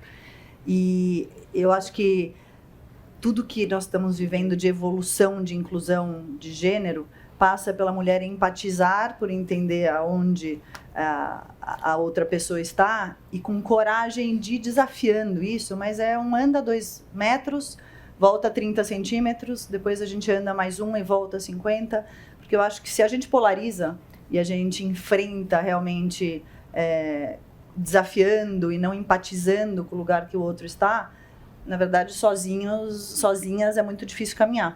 Então, acho que a mulher empatiza, consegue encontrar esse equilíbrio, que é muito tênue entre a coragem e a empatia para dar um passo atrás, sabendo que depois vai dar 3 para frente. Eu acho que isso ajuda muito o caminho que a gente traçou nesses últimos 15, 20 anos como mulher. Eu vou falar 2 coisas sobre a minha família. Primeiro, meu sobrenome é Marinho Falcão. O autor dessa frase, toda unanimidade é burra, é o Nelson Rodrigues. E o nome inteiro de Nelson Rodrigues era Nelson Marinho Falcão Rodrigues. Ele é primo da minha bisavó. Eu queria também falar uma outra coisa sobre o outro lado da minha família, que já que a Ana falou sobre empatia, a primeira vez que eu ouvi a palavra empatia foi aos 13 anos e quem disse isso para mim foi minha mãe. Querendo dar um exemplo sobre como os meus vizinhos enxergavam a coisa e eu enxergava de uma forma diferente. Então, para amarrar tudo, a gente, Marcela, aprende pelo exemplo. Como é que foi para você ver o exemplo da sua mãe e do seu pai? Como é que seus filhos enxergam você como exemplo? Nossa, acho que a coisa mais difícil de falar para mim é da minha mãe. Foi com ela que eu aprendi que o limite, quem decide é a gente. E que a gente não pode aceitar limite. Minha mãe trabalhou assim muito. Eu vi a minha mãe durante a semana. Eu comecei a ver a minha mãe durante a semana quando eu tinha uns 7 anos. E ela saía da Telefônica, ela era superintendente da Telefônica, logo após a privatização da Telesp. E ela trabalhava, assim, das 7 da manhã à meia-noite, 1. Então, eu lembro que ela fazia muita questão de levar a gente para a escola, eu e meu irmão. Ela saía da Telefônica, chegava em casa, que eu estudava à tarde. Chegava em casa, a moça que trabalhava lá em casa fazia uma marmita, ela colocava a marmita no colo, Entrava eu e meu irmão no banco de trás, e enquanto ela levava a gente para a escola, ela ia conversando com a gente para saber como a gente estava. E ela ia comendo aquela marmita no colo entre um semáforo e outro. Essa é uma cena que, assim, me definiu. Não porque eu não acho que a gente tenha que ter tempo de comer, assim, não é isso. Mas porque eu nunca vi a minha mãe se limitar. Nunca. Eu nunca ouvi minha mãe dizer, eu não vou conseguir fazer, não é para mim. Mas esse espaço não pode... Nunca ouvi, eu não sei o que é isso, eu não cresci com isso. E nem do meu pai. Meu pai nunca questionou as decisões da minha mãe, ao contrário. Vai, faz, cresce, vambora. E meu avô fugiu da guerra, veio para o Brasil, tinha tudo para ser limitador da filha mulher, a filha mais nova. Também ao contrário. Vai, Rosana, brilha, voa. Então, todos os meus referenciais de homem e de mulher é um não limite. Faça tudo o que você quiser fazer, seja quem você quer ser.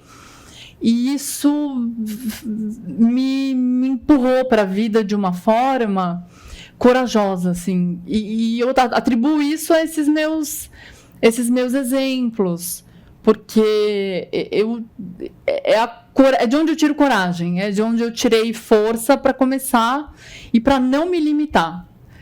Porque a gente fica com dúvida, né? Você vai ser promovida, você se pergunta, será que eu vou dar conta? Será que eu já estou no tamanho daquela cadeira? Será que as pessoas vão me respeitar naquela posição? Vão te respeitar. Então eu cresci com uma mulher assim. E aí eu lembro que quando eu tive o Vicente, eu saía do trabalho na hora do almoço, ia para casa para amamentar. E eu lembrava da minha mãe todos os dias naquele trânsito. Eu falei, eu tô indo dar comida pro meu filho na hora do almoço. E eu lembrava da minha mãe, assim, porque ela nunca desistiu. E nunca desistiu de me estimular. Até hoje, eu liguei para ela e falei assim, mãe, eu tô indo lá no Morning Report. Vai, filha, arrasa, tô torcendo por você. Eu falei, tá bom. Então, eu nunca tive o exemplo do contrário, sabe? Exemplo de mãe para vocês duas. Minha mãe também é uma fortaleza, gente. Minha mãe teve um tumor na cabeça, benigno, graças a Deus, mas uma laranja, quando ela tinha 52 anos. Ela era bibliotecária, e aí ela teve que parar de trabalhar, foi operada, ficou ótima e resolveu aprender de vinhos, como chama? Sommelier. Sommelier, ser sommelier. Foi fazer o curso de sommelier, entrou na Mistral, ficou 12 anos trabalhando como diretora de restaurantes e hotéis da Mistral, gente. Então, e parou de trabalhar com 70 anos, minha mãe tem 78. Então, uma fortaleza, um exemplo para mim também. E ela fala, eu me vejo em você, filha. E é tão um orgulho, né, poder escutar isso de uma mãe. Então, sejamos reais e sejamos exemplo. Porque eu acho que, né, a gente vê isso, eu fui consequência disso também. Então, um agradecimento gigante para a mulher que minha mãe é, com certeza. Sandra. A minha mãe também é imigrante. A minha avó, fugida do Holocausto, nasceu na Alemanha. Minha mãe nasceu na Bolívia, porque é o único país que estava aceitando refugiados na época.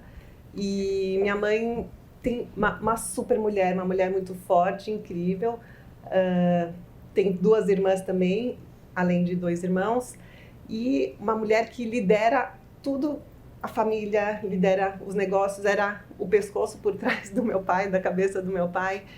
E uma mulher muito resiliente, muito lutadora e que criou as 3 filhas com muito amor, muito carinho, mas também com um pulso muito firme, assim, e com esse objetivo de criar mulheres para o mundo e mulheres que fossem tão resilientes quanto ela. Uma vez eu ouvi de um rabino, que é psicólogo, que fala com sobreviventes de grandes tragédias. E porque toda essa ancestralidade e de perseguição e de sobrevivência, né, do judeu, eu voltando para a história do judaísmo, mas é muito importante, assim, na minha vida, na minha cultura.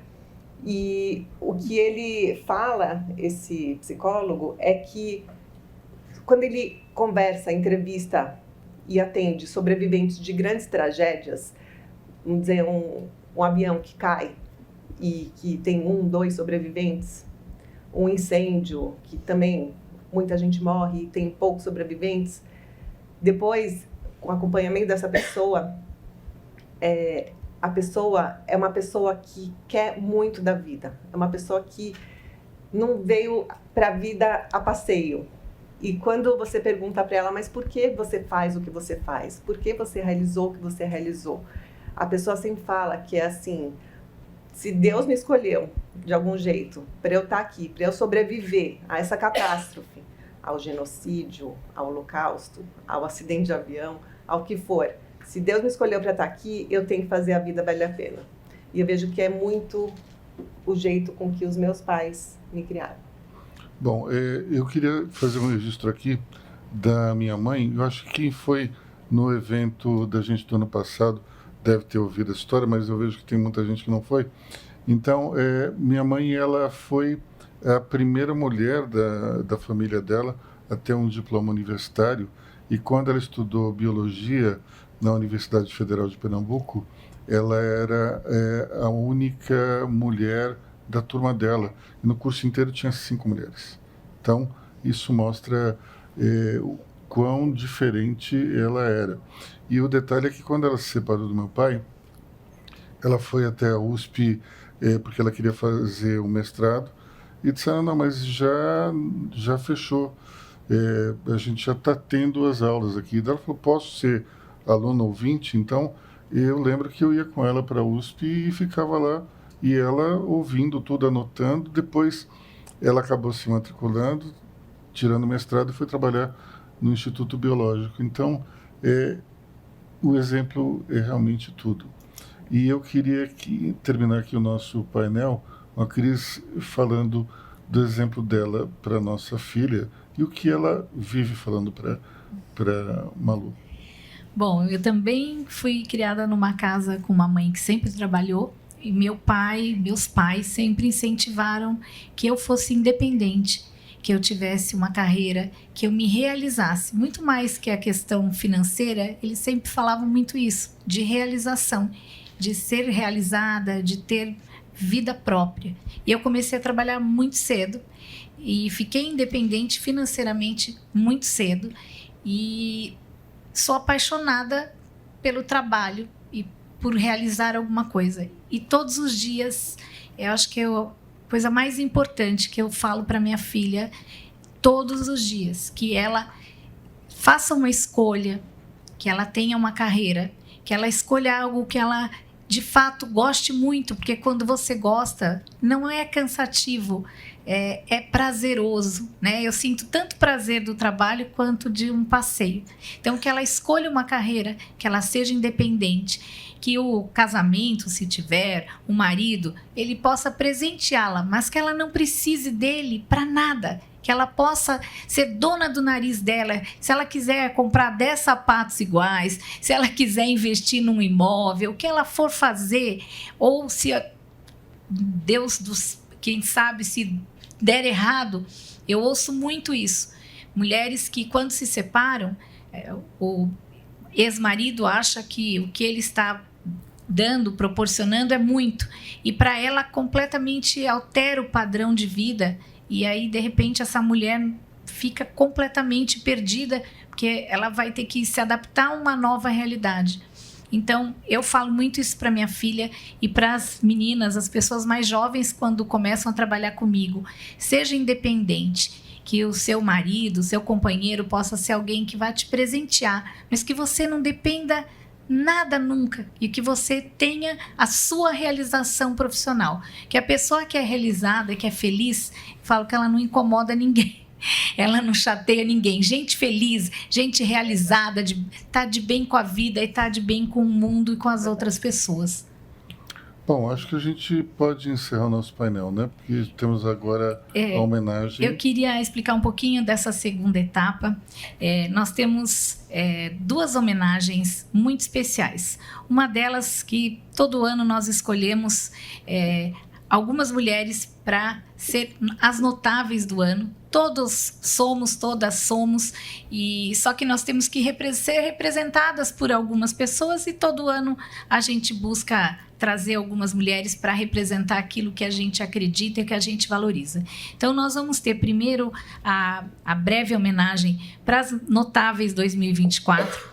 Queria fazer um registro aqui, a Letícia, que é uma das nossas notáveis e que ela foi muito carinhosa e generosa com a gente e com todas as notáveis, e ela produziu até uma peça que eu estou usando hoje, e ela também, que eu não sei se vocês notaram, mas foi feita exclusiva para nós, que está bordado à mão, Mulheres Notáveis Money Report, e assinado por ela. Então vocês vão receber esse presente, que foi feito com muito carinho, e até indo um pouco no vídeo de abertura do BTG, que é um parceiro nosso, muito importante, que também desde o início acredita muito no nosso trabalho, e a gente passou o vídeo da excelência, né? Então eu comentei isso com a Luísa, olha o que é a excelência, né? É fazer algo muito personalizado. Ela podia ter mandado fazer um bordado mais comercial, rápido, prático, uma impressão, mas não. Ontem eu recebi à tarde um vídeo de uma das costureiras que estava bordando uma a uma essas camisetas. Então isso é excelência, isso é carinho, e isso é um valor, algo que não tem preço. E a segunda etapa da nossa homenagem todos aqui sabem o carinho, grande admiração que eu e a Luísa temos pela Luísa. Luísa foi uma das primeiras pessoas que nos apoiou, nos deu a mão e teve com a gente até em momentos mais difíceis, que acho que a história da gente, de todos nós, é isso. Você tem vários momentos de celebrar, de comemorar, coisas boas, mas ao longo da vida nem todo tempo é celebração de coisas boas, às vezes tem adversidades. E a Luísa foi uma pessoa que sempre nos deu a mão, inclusive no sentido de, muitas vezes, até sem que ela soubesse, talvez, com algumas palavras que ela estava contando algo ou dando uma opinião, algo muito pessoal, e aquilo acabava assim vindo para a gente como se fosse assim, nossa, parece que ela estava adivinhando. Então até dividi com ela uma história de uma conversa minha do Aloysio na sala dela, há uns anos atrás, num dia que eu estava meio triste. E eu lembro que do nada ela falou, sabe, Aloysio, eu sei quem eu sou, mas eu não posso controlar o que as pessoas pensam ao meu respeito. Então, se alguém pensar algo que não é o que eu realmente sou, eu não posso controlar, e o tempo vai dizer a essa pessoa, essas pessoas, quem eu sou. E aquele dia eu vi aquilo, e ela nem imaginava que aquilo tinha sido tão importante para mim. E eu saí de lá, lembro que eu entrei no carro, falei, nossa, ela tem razão. E na época eu lembro que eu brinquei, pois é, só que ela é a Luísa Helena, eu ainda não sou, né? Mas ficou muito isso na minha memória. E quando, há poucas semanas atrás, a dona Luísa, a tia Luísa, faleceu, a gente acompanha toda a história e principalmente o quanto a Luísa era próxima e apegada à tia, e principalmente nesses últimos tempos eu lembro quantas vezes a gente às vezes ligava para a Luísa tentar fazer um almoço em casa, alguma coisa, a Luísa estava acompanhando a tia no hospital, em exames. Então isso mostra quão grande é a Luísa, a pessoa, o coração, porque você está junto de fato, né? Em todos os momentos, até o fim, que muitas vezes as pessoas podem achar que estar bem cuidado, nos melhores hospitais, eu estou fazendo tudo, mas não. A presença é que tem um valor incalculável e que nem todo mundo pensa assim. Então, por essa razão, depois que nós fizemos essa primeira etapa, a gente vai convidar a Luísa e vamos juntos fazer essa homenagem à tia Luísa, a dona Luísa, que eu acho que foi uma mulher à frente do seu tempo. Quando ela começou de uma forma, né, espontânea a vida dela profissional e começou a construir tudo que ela construiu, ela foi uma mulher visionária à frente do seu tempo, foi um exemplo forte para a Luísa e para muita gente. Então, vamos começar a eu acho que a gente poderia sair, Você desocupar passa o primeiro palco. o vídeo, né? Nós vamos fazer a transição enquanto a gente sai do palco com o vídeo. Obrigada. Uma mulher à frente do seu tempo. É assim que eu, Luiz Helena Trajano, começo falando sobre a fundadora do Magalu, minha querida tia Luísa. Ela nasceu no interior de São Paulo, numa época em que as mulheres não saíam muito para empreender.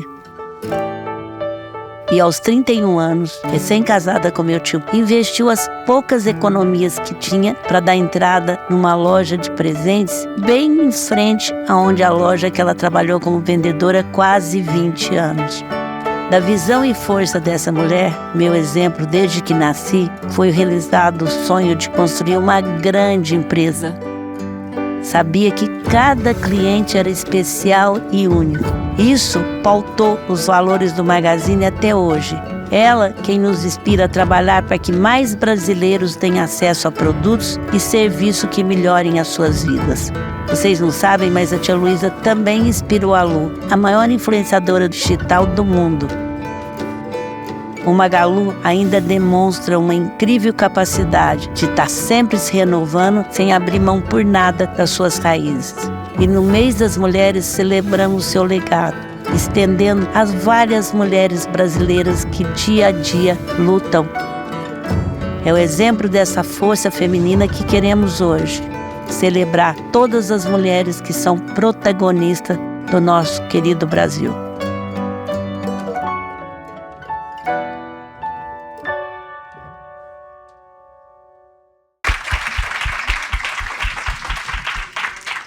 Luísa, queria aproveitar e te convidar para vir receber a nossa homenagem como uma mulher notável e um exemplo para todas nós.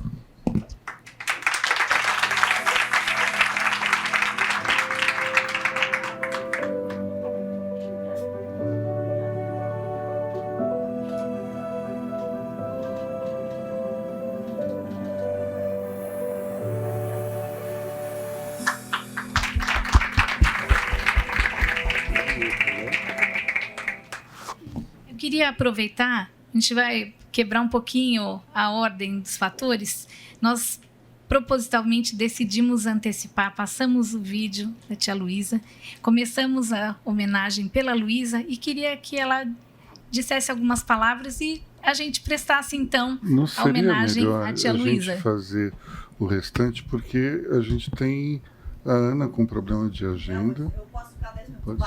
Vai? Então vai. Então, bora. Bom, primeiro, bom dia ainda para todos. Bom dia aos homens que estão aí também. Sejam bem-vindos aos meios das mulheres aqui. Vocês aí tais também. Bom, primeiro, obrigada, Cris e Aloysio. Assim, foi muito pesado para mim. A gente sabe que as pessoas têm de passagem, mas ela estava super bem dentro do quadro. E em 1 hora, com tudo normal, ela se apagou.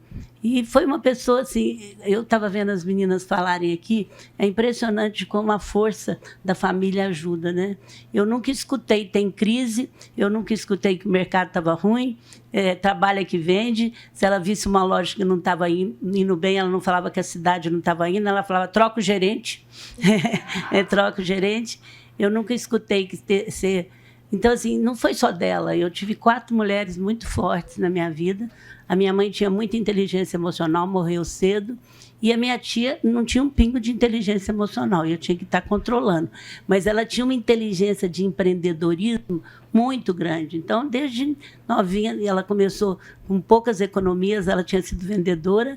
E ela trabalhava tanto que ela chegava a ficar 20 horas desmaiada. Na época, não tinha... estresse, né? Ninguém sabia o que era estresse. E eu sempre também falava, se alguém falasse que era honesta, tem muita fita dela que nós estamos usando e já usamos muito. Honestidade não é nenhuma vantagem para ninguém. Pagar em dia também não era nenhuma vantagem, era obrigação. E foi assim que... Então, assim, eu lutei muito pelas mulheres quando eu vi a dificuldade das mulheres. Porque, além de eu ser filha única, eu era a única sobrinha também, eu tenho uma autoestima, gente, que eu acho que tudo passa pela autoestima. Nós, mulheres, precisamos entender que nós estamos próprias para esse momento. É um momento onde a gestão é orgânica. Nós nascemos isso. A gestão, durante muitos anos, foi mecânica. Os homens viveram muito fortemente essa mecânica. Eles não podiam falar que não sabia, eles não podiam falar que tinha problema em casa, eles não podiam falar que estava divorciando, não podiam falar que o filho estava doente, porque aqui é profissional. De repente, o mundo mudou e a Covid, que teve tantas coisas negativas, acelerou essa mudança orgânica. Então, eu costumo dizer que o ISG, a Luísa, nasceu dos bancos, que são muito espertos. Porque se realmente um consumidor, numa loja nossa, vê um negro ser maltratado, a pessoa pode ter 5 seguidores. No fim do dia, todo mundo sabe aonde foi. Então, a mudança do mundo é muito grande. Nós estamos muito aptos. Agora, o mais importante é que a gente tem que se unir ao homem. Eu acho que o masculino e o feminino junto é o que é muito importante. Mas eu digo aos homens que a gente ainda tem uma caminhada grande. Então, se eles quiserem que as bisnetas deles e as netas estejam normalmente nos conselhos, na alta direção, eles têm que nos ajudar a tirar essa diferença. Eu convivo muito com os homens, porque senão teve um período que eu achava que as netas dos meus amigos só iam estar no conselho se eles continuassem dono da empresa, porque tinha 7% de mulheres em conselho. Se você tirasse as donas, caía para 3%. Então, eu falava para ele, não vende sua empresa, senão suas netas não vai estar no conselho. Fica quietinha lá. Mas hoje não. Eles ajudaram a contribuir. Então, muito obrigado. Eu tenho, assim, estou vivendo um momento difícil, mas minhas amigas são muito fortes junto comigo. Não é fácil. Eu aprendi com ela, inclusive, a lidar com demência. Eu tive vários papéis com ela e fiz com muito amor. A minha tia, em 2011, quando a gente entrou na Bolsa, ela chamou os advogados em Franca. Nós não temos um problema de sucessão. Uma mulher de 4º ano primário. Ela chamou os melhores advogados. Meu tio já faleceu, teve um sócio que faleceu. Ela agora, é só abrir as nossas relações com o mercado. Ela deixou a empresa preparada para 40 anos desde 2011. Ela tinha medo. Então, assim, é uma pessoa que tinha uma visão muito acima do seu tempo, muito, muito longe. A gente foi criada com isso, gente. Para nós, tudo era normal, assim. Crise é normal, fazer isso é normal, trabalhar é normal, criar filho junto com o trabalho era normal. Tudo para mim é normal. Eu não fico complicando muito a vida, não. Sabe? Não complico de jeito nenhum.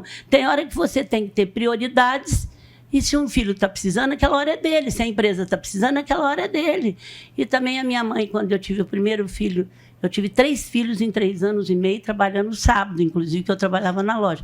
Mas no interior era mais fácil, você levava na escola de manhã, depois era mais fácil. A minha mãe chegou para mim e falou, olha, não tem receita. Eu adoro contar isso para as mulheres. Não tem receita. Tem mãe que trabalha fora, tem filhos ótimos. Tem mãe que trabalha fora, tem filhos péssimos. Tem mãe que larga, fica em casa, trabalha fora. Não pegue culpa. Porque se tivesse receita, você largaria tudo. É a coisa mais importante na nossa vida, gente. Por isso que o Magazine Luiza aceita até mulheres grávidas. Eu tenho vários filmes. Há muitos anos, mulher está grávida, entra. Porque depois que a gente fica mãe, a gente amadurece muito, e pai também. A gente nunca mais fala mal da criação dos outros. A gente nunca mais repara. A gente não se acha dona da verdade mais. A gente não se acha, porque paga a língua, não tem jeito. De qualquer jeito vai pagar. Então, a paternidade e a maternidade é um grande... Eu vi o Luísa se emocionar e eu falei, até o Luísa, a maternidade é uma coisa... E a paternidade é muito séria na vida da gente. É a única coisa que muda a gente por completo. É o antes e o depois. Então, a mulher se torna muito mais madura, muito menos achando que está. E o homem também. Também tem. Então, muito obrigado, porque eu vi eles bem começando essa empresa, com todos, essa nova empresa deles. E hoje, a hora que eu cheguei aqui, falei para o Luiz, nossa, que equipe de filmagem. Fico muito feliz. E é muito trabalho, é muita dedicação. A Cris trabalha bastante, é uma ótima comercial, viu? Ela vai devagarzinho assim, vende o que ela quer. E também vocês... Baixe o aplicativo do Magazine, que é muito bom. Hoje é o melhor do Brasil. E entre na Mulheres do Brasil. Obrigada, gente. Obrigada. Gente, antes da gente seguir, só pegando aqui a fala da Luísa, então, para quem não conhece ainda Mulheres do Brasil, a gente tem aqui várias mulheres do Brasil, pode dividir um pouco com vocês, que vocês façam parte também, para a gente fazer uma diferença. Assim, também queria fazer um registro à presença da Alcione, que faz esse trabalho especialíssimo do Amigos do Bem. Pode, deve. Ah, sim. E gostaria de convidar vocês para ir. É uma transformação. É 24 horas que vocês ficam lá. A gente leva de avião até dos lugares. É maravilhoso, gente. Eu já vou pela 10ª vez. E é uma transformação. É 19 e 20 de abril. Inclusive, eu e a Alcione, a gente tem um desejo já de algum tempo e a gente vai conseguir fazer esse ano, que é levar os filhos. Então, eu quero levar minha filha... Vão primeiro vocês conosco? Isso, mas a gente quer incentivar vocês para a gente fazer uma viagem levando os filhos. Por quê? Nossos filhos são privilegiados, vivem numa bolha. Eles precisam, por mais que eles saibam, porque sabem, obviamente, como é que é o outro lado, mas a vivenciar isso é importante. Acho que vai ter um valor muito especial na vida deles. Eu acho que é um divisor de águas. Alguns filhos que foram voltaram muito impactados e fez a diferença. Então, e já que a gente falou de Mulheres do Brasil, eu queria também destacar o trabalho que a Cecília Duarte faz para Mulheres do Brasil. Para a entidade.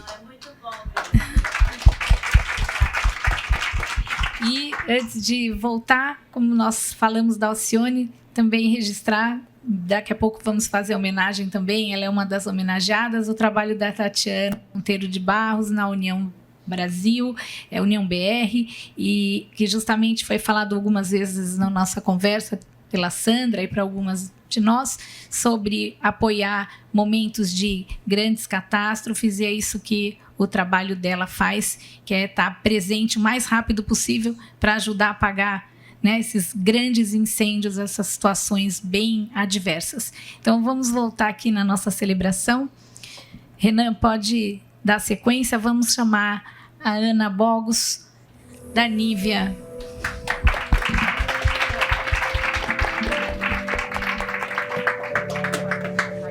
Vai para o centro.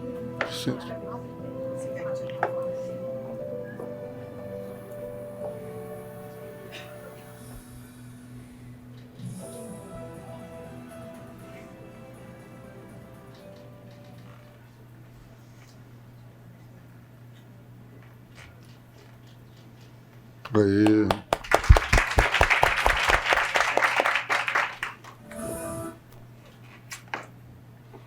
Continuando, aí, Letícia.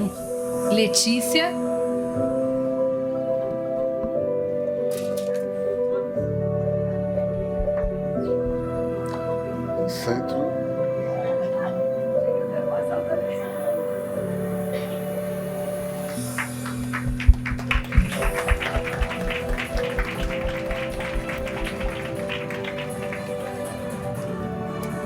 Depois quero saber do resto.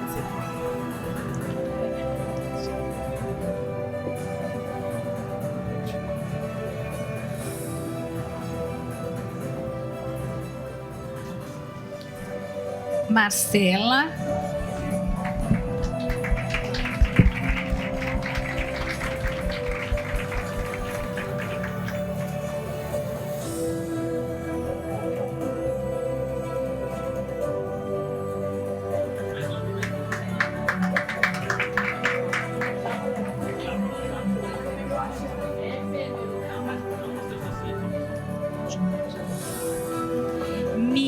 Mia Stark.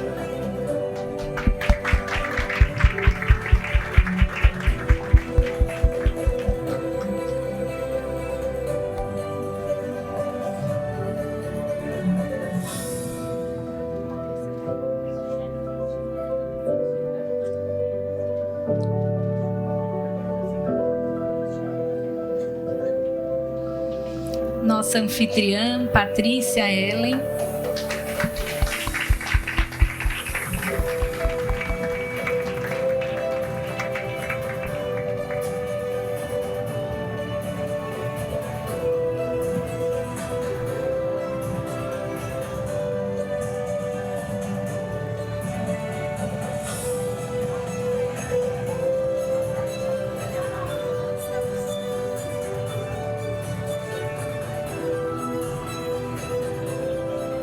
Sandra Chaio.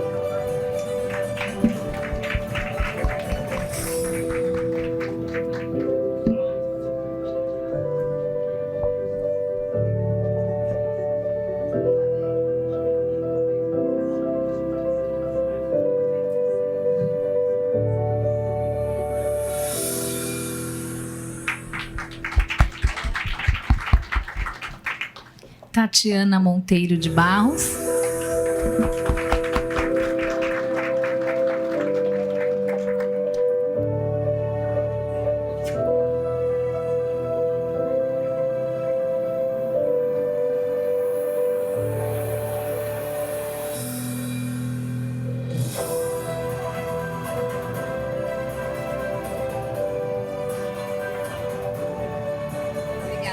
Queria chamar todas as notáveis para nós fazermos uma foto juntas. E vocês estão recebendo, na sequência, o presente da Letícia, que é um presente que eu considero nosso, né? Você também. Que foi um presente muito bonito para cada uma de vocês, mas que registra essa edição de Mulheres Notáveis Money Report 2024. Queria agradecer a Mariana Junqueira, que também está aqui conosco, que também ofereceu um presente para vocês, notáveis. Mariana, para quem não conhece, é um dos chocolates mais deliciosos que nós temos, muito artesanal, sob medida, muito delicado. E vocês, quem não conhece, vai ter oportunidade de conhecer com o presente que ela está oferecendo a vocês. A foto não vai ficar igual sem você.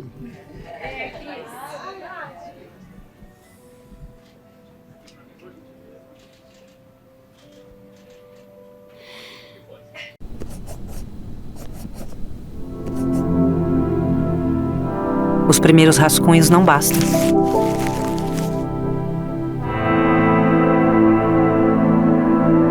Para quem busca a excelência.